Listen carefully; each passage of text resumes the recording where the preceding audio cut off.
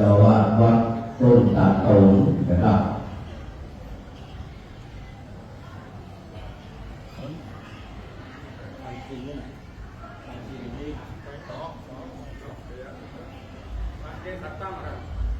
รถจุงตัดตั้งขันลงนะครับ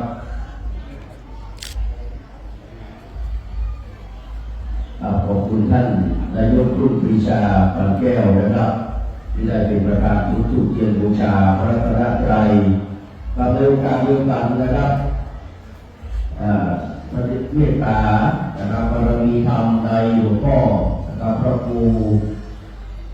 วิสิตศิลาภรณ์จะได้นำนะครับไหว้พระบูชาพระรัตนตรัยนะครับแล้วจะได้อาราธนาศีลด้วยบูชาเลิกตามที่หลวงพ่อครับเปิดกันทุกปีนะครับ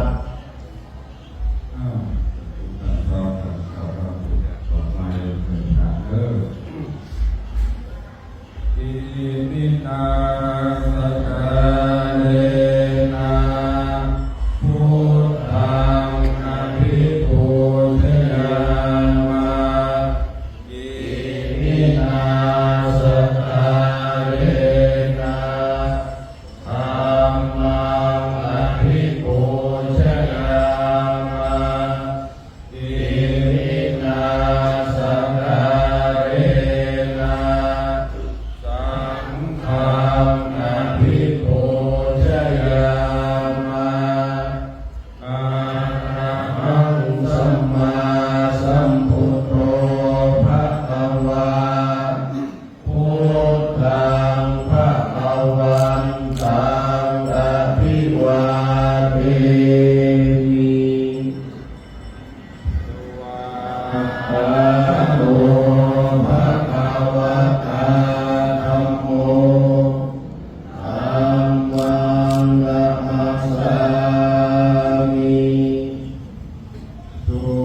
ติปันโนภะคะวะโตสาวกสังโฆสังฆังนะมามิอันตมยังพุทธะภะคะวะโต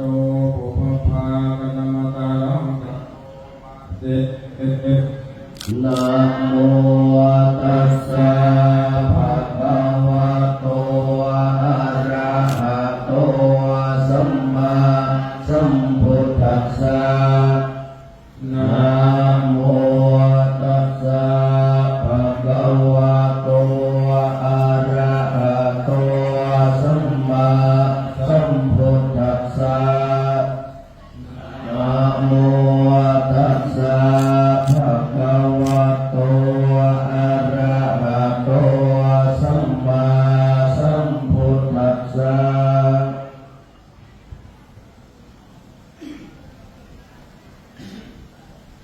จากนี้ไปพออาจารย์นะครับพระนางเอกภพ